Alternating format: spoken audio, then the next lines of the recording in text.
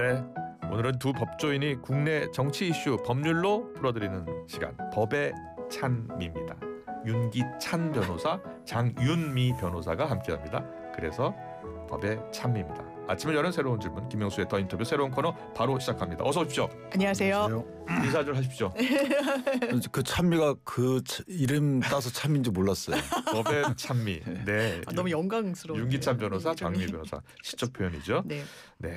청취자 여러분들께 좀 더 쉽게 잘 설명해 주시기 바랍니다. 자, 먼저 김건희 씨 관련 수사부터 볼까요?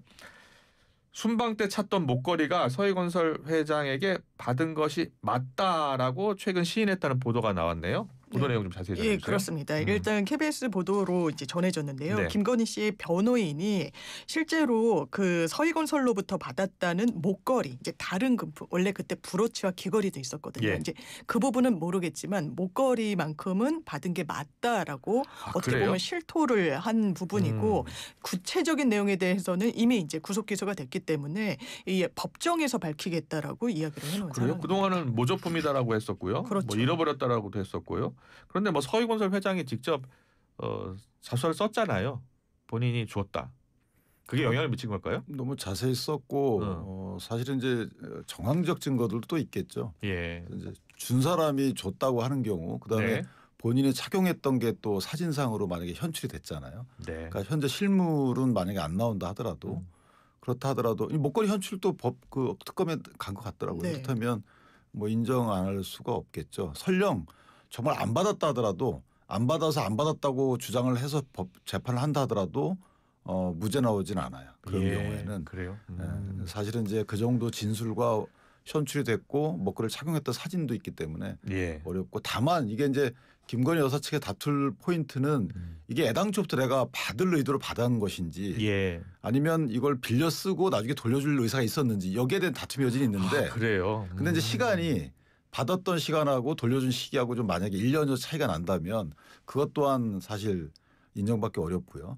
또 하나는 본인이 기존에 했던 여러 가지 변소 내용들 있잖아요. 예. 이게 뭐 모조품이다, 잃어버렸다 이런 내용들은 그 내가 만약에 돌려줄 의사로 잠시 보관해 있었다라고 하기에는 인정받기에는 너무 모순된 진술들이 있었다. 그렇군요. 예. 장윤 변호사님. 네. 그럼 이 김건희 여사는 공무원이 아니잖아요. 공무원이 아니죠. 뇌물죄 성립이 되는 겁니까? 그래서 지금 적용되고 있는 건 알선수재. 공무원이 아닌 자가 공무원의 업무에 속하는 알선이나 이런 뭐 흔히 말하는 로비 등의 업무를 봤을 땐 알선수재로 예. 의유를 하니까요. 그러니까 특검으로서는 한 단계를 더 넘어가려고 하는 거예요. 예. 뇌물죄가 형량이 훨씬 셉니다. 알선수재보다. 예. 그리고 금액에 따라서 1억이 넘는 금품을 뇌물로 받았다고 하면 이게 무기징역 선고까지도 가능한 사안이라서 10년 이상으로 되어 있고. 그래요. 그러니까 뇌물죄까지 갈 텐데, 그러려면 윤석열 전 대통령은 공무원이잖아요. 예. 윤석열 전 대통령이 이 뇌물죄는 신분범, 신분이 있어야 되기 때문에 이 신분이 있는 공범과 같이 모의를 했어야 돼요. 공범을 해야 되는 거예요. 그렇군요. 같이 알고 있었어야 되는 예. 거예요. 그래서 거기까지 이제 어쨌든 사실관계 구성이 돼야 뇌물죄로 기소가 좀 가능해 보이고, 예. 선례를 찾는다면 이제 최순실 씨, 최성원 씨 예, 예. 같은 경우에는 공무원이 전혀 아니에요. 근데 박근혜 전 대통령과 공범으로 뇌물죄로 이제 처벌을 받았거든요. 그렇군요. 그래서 그 법리를 차용해서 이제 구성을 할 것 같습니다. 그래요. 예.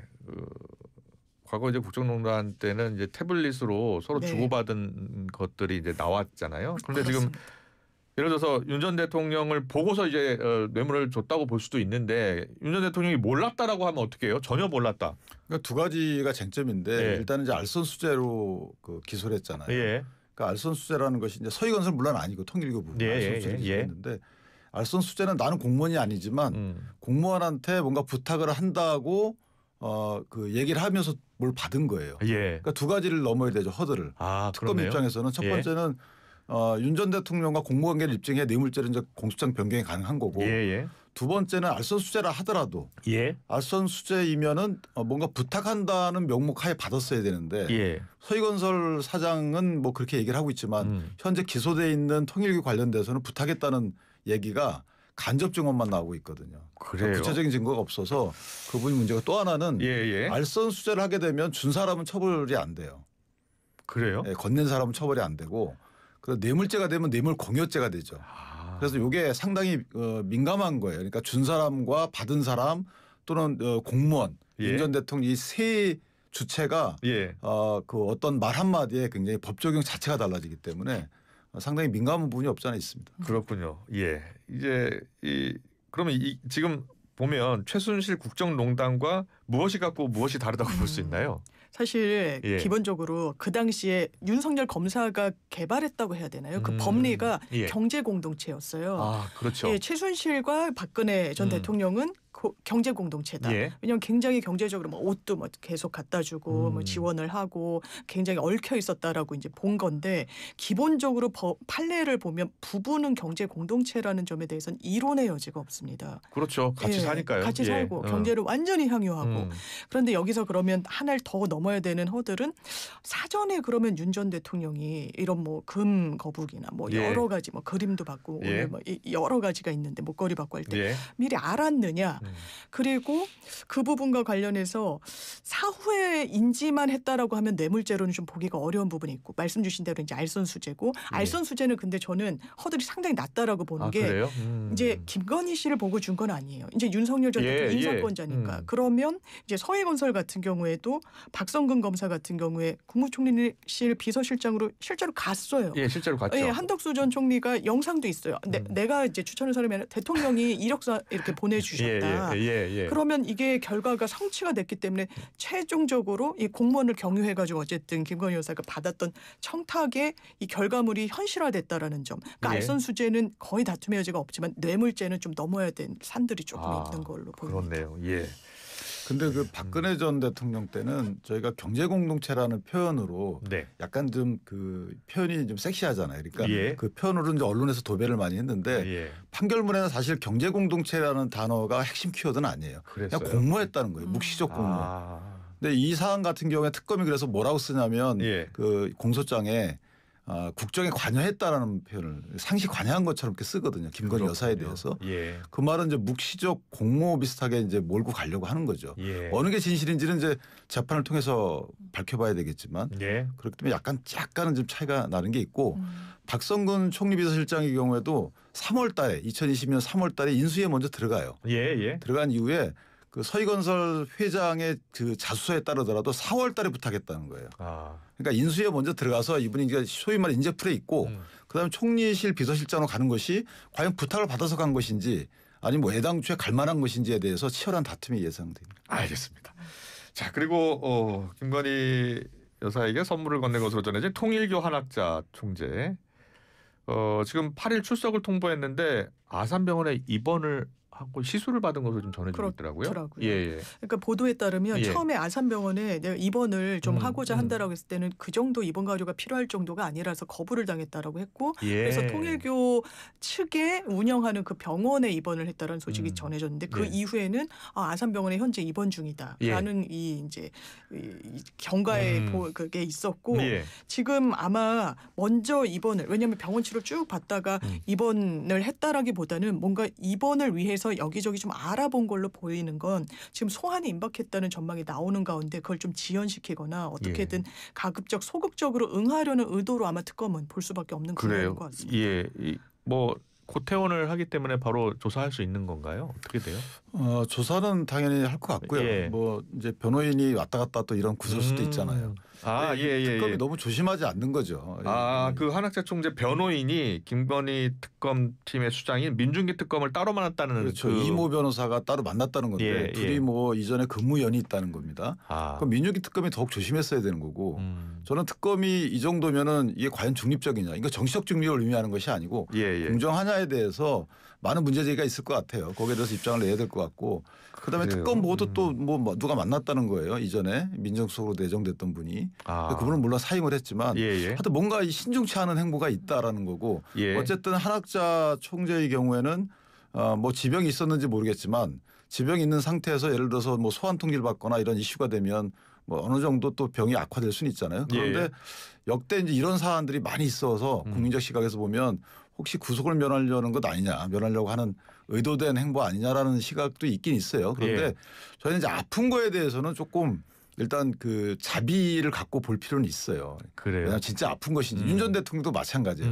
아프다고 하는데 안 아플 것이다라고 하고 김건희 여사의 경우에도 아픈데 어떻게 하루에 3번씩 변접을 하냐 이렇게 또 변호사 접견을 하냐 이렇게 또 얘기도 하고 그래서 아픈지 여부는 이제 재판부에서 또 가릴 문제이기 때문에 이런 부분은 좀 열려놓은 상태에서 아 그렇구나 이렇게 보다가 나중에 어떤 뭐 공식 발표 등을 보면 아 그랬구나 이렇게 가는 게 맞는 것이지 이럴 것이다라고 미리 하는 것은. 알겠습니다. 그 한학자 총재가 받고 있는 혐의가 뭐예요 구체적으로? 한학자 총재는 이제 일단 첫 번째는 윤영호 세계본부장을 통해서 그다음 김건희 여사에게 간 목걸이 등이 있잖아요. 이것이 아직 뭐 정확히 밝혀진 사실관계는 아니지만 그런 의혹에 대해서 최정점인 것이죠. 왜냐하면 윤영호 씨는 나는 이거 공식적인 윗선의 지시를 받고 한 거다라고 하는데 그 통일교에서는 개인 일탈이라고 하고 그렇게 거고. 그걸 밝혀야 되는 부분이 하나이고 또 하나는 이제 권성동 의원 관련된 게 있죠.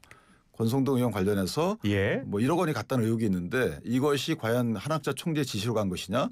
그다음에 또 한학자 총재를 만났다는 건 권성동 의원이 인정하는데 그 자리에서 쇼핑백에 또 뭔가 건네졌다. 이런 또 주장을 하고 있기 때문에 윤영호 씨가 어느 것이 맞는지에 대해서 한 총재를 소환해서 물어봐야 알 수 있는 거기 때문에 그 절차는 불가피한 것 같아요. 보통 이렇게 큰 사건 수사할 때 보면은 대부분의 참고인 됐든 누가 됐든 조사받기 전에 이렇게 병원 가시는 분들 많아요.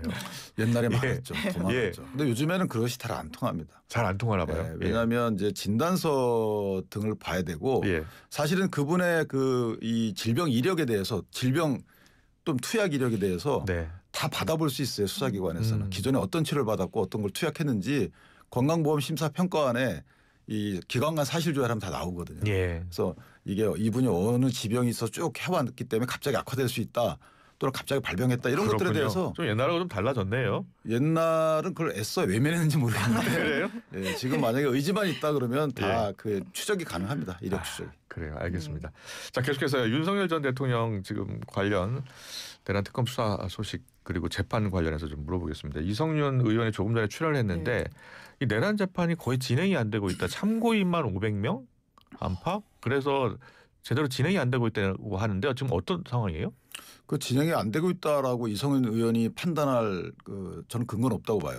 모든 재판은 다 그렇습니다. 왜냐하면 저희가 형소법을 그렇게 바꿔야 돼요. 형소법상에 변호인이 피고인이 만약에 수사 기록에 쭉 돼 있는 검사 등이 수사한 내용에 대해서 부동의하게 되면 그걸 증거로 인정받게 다 불러야 돼요. 그건 어쩔 수 없는 이재명 대통령의 재판에서도 그랬고 다 모든 재판에 다 그랬어요. 이화영 씨의 재판에서도 그렇고. 그건 우리 형사 사법 시스템이 그래요.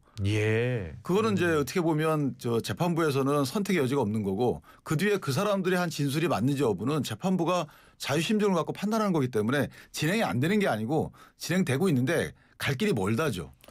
이게 정지되어 있는 거 아니에요. 마치 그렇게 말씀하시면 윤 전 대통령이 불출석하기 때문에 재판이 중단되어 있는 거 아니냐라는 오해를 사잖아요. 그런데 지금 걸석 재판이기 때문에 피고인이 출석이 없어도 재판 진행을 계속 하고 있어요.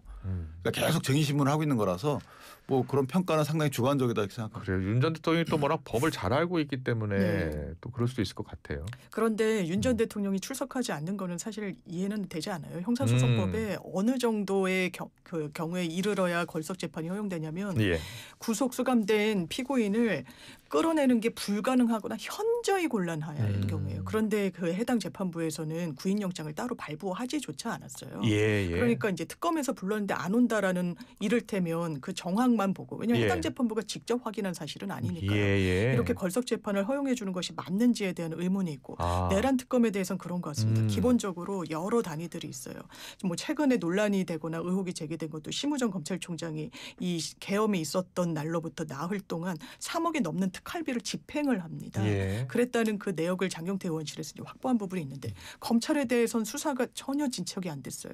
윤석열 전 대통령 공소장에도 그 계엄군이 성간이에 가 있잖아요. 거기 현장에 나가 있던 지휘관이 지금 대검에서 나온다고 하니까 지금 이 부분과 관련해서 우리 기다려야 된다라고 하는데 그거를 또 공소장에는 이게 진술에는 검찰이라고 써 있는데 수사기관이라고 또 표현을 해요. 이런 부분과 관련해서 검찰은 어떻게 보면 이 계엄에 무관하지 않았던 걸로 보입니다. 추정도 가능하고 검찰총장에서 대통령으로 직행했던 그런 또 히스토리가 있는 정치인이었고 그런 부분에 대해서 어느 정도나 제대로 수사하고 있나라는 물음표는 여전히 그래서 제기가 되는 것 같습니다. 저는 약간 변호사님과 생각이 다른데 일단 법원의 입장을 존중해줘야 돼요.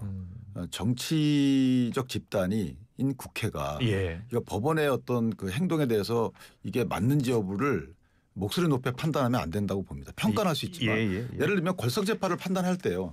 재판부가 그렇게까지 뭐 질질 끌고 올 수도 있겠죠. 갔다가 뭐 담을 수도 있겠죠. 차량에 담아서 끌고 와서 법대에 앉힐 수도 있겠죠. 그런데 그렇게 하지 못한다는 거죠. 법률적으로. 그러니까 물리적으로는 가능하지만 법률적으로 그렇게 할 수 없다라고 재판부가 판단을 한 거예요. 그래서 형소법에도 걸석 재판이라는 제도가 있는 거고 걸석 재판을 하려고 그러면 사실은 이제 피의자가 피고인이 정당한 소환에 불응하고 그다음에 강제인치가 불가능한 경우 이때 강제인치가 불가능하다는 건 법률적으로 불가능하다는 겁니다. 그럼 재판부가 현 상태를 윤 전 대통령을 데리고 오는 것은 불가능하다고 판단했으면 특검도 하지 말아야 되는 거예요. 그래서 특검에 대한 그 인치 상황을 갖다가 저희가 뭐 이 버디캠으로 봤잖아요. 약간 인출된 거. 또 묘사도 하셨잖아요. 그거 보면 그 정도까지 하지 말라는 거기 때문에 이게 걸석 재판이 원래 안 되는 건데 끌고 와서라도 앉혀야 되는 거 아니냐라고 보는 것은 저는 사실 그건 인민재판적 시각이라고. 알겠습니다. 뭐 여러 가지 물어볼 게 많은데 저희가 이슈가 많아서요. 그러니까요. 자, 덧센 특검법 일단 법사위를 통과했기 때문에 이제 본회의 통과만 남아 있잖아요. 근데 이 덧센 특검법에 대해서 그 법무부 또 법원행정처가 반대 입장을 드러내고 있어요. 좀 속도 조절이 필요하다는 이야기도 나오고 두 분 생각은 어떻습니까? 저는 개인적으로 지금 한참 특검이 진행되고 있잖아요. 그러니까 특검이 진행되고 있는데 특검과 정치권 특히 정치권 중에 민주당과 만약에 소통하고 특검법 개정을 자꾸 추구한다면 이건 안 맞는 거예요. 특검은 정치적 중립성이나 아니면 공정성이 좀 의심받을 때 발족되는 게 특검이잖아요. 근데 지금 정치적 중립성을 아예 만약에 이걸 외면한다 그러면 이 특검에 원래 취지 안 맞는 거. 그중에 하나가 뭐냐면 아니 하고 있는데 아직까지 특검 자체가 다른 특검 연장도 안 했어요. 30일 연장할 수 있는 권한이 있는데도 안 했는데 이걸 2번 연장할 수 있게끔 법을 바꾼다는 거예요. 그러니까 연장할 필요성이 있는지 없는지를 아직 모르는데 이미 바꿔줘요. 두 번째는 수사 범위 관련해서 하다가 영장을 기각하니까 이 수사 범위를 넓혀요. 이게 특검이 아니고 이거 상설 특검이 되는 거죠. 그리고 중계를 하게끔 의무 조항을 넣습니다. 근데 중계할지 여부는 재판장의 판단인 거예요. 그러니까 재판장의 소송지휘권을 침범하는 거고 근거 조항만 넣으면 돼. 중계할 수 있다. 근데 중계해야 된다. 이건 안 되는 거거든요. 자, 이런 식으로 사법권의 독립을 허물고 정치적 중립성을 아예 의도하에 외면하고 이런 특검법을 역대 있었나요? 특검 진행 중에 법을 개정한 경우는 저는 없었다고 생각이 되거든요. 문제가 있다고 봅니다. 장윤 변호사님. 네, 저는 필요하다고 보고요. 이를테면 오늘도 김건희 씨 관련해 가지고 이후한 화백의 그림 1억이 넘는다라고 하는데 그 부분이 그 오빠 장모 집에서 발견이 됐어요. 이걸 김상민 검사가 샀다라고 하는 거 아니겠습니까? 경향신문이랑 동아일보에서 보도를 했는데 이를테면 특검 김건희 특검이에요. 그리고 16가지 혐의가 됐는데 기본적으로 일반 사건에서도 A를 수사하다가 B라는 범죄가 있네라고 하면 같이 수사하는 겁니다. 그게 수사기관의 의무인 거예요. 그런데 특정되지 않았다라고 해가지고 그 부분을 그러면 딱 그냥 쉼표도 찍히지 않은 상황인데 중단하는 것이 맞느냐. 이건 당연히 국민적인 관점에서도 법의 관점에서도 연장을 하는 것이 맞다라는 생각이 들고요. 지금 인력을 보완해가지고 수사를 탄탄히 해야 되는 또 내란 특검도 마찬가지입니다. 국민한테 총뿌리를 들이댄 범죄의 혐의를 받고 있는 거예요. 제대로 수사해야 됩니다. 근데 제가 짧게만 죄송한데 아주 짧아야 돼요. 왜냐하면 이렇게 되면요. 무한히 가요. 인지는 계속될 수 있는 거고 이거 그래서 원래 끝나면 넘기는 거거든요. 이걸 다른 수사기관 넘기면 되는 건데 역대 그렇게 해왔고 이거는 너무 심하다는 거죠. 알겠습니다. 우리 두 변호사님 다음 주에도 시간이 있으니까요. 좀 더 얘기 나누면 됩니다. 법의 찬미 윤기찬 변호사 장미 변호사와 함께했습니다. 잘 들었습니다. 고맙습니다. 감사합니다.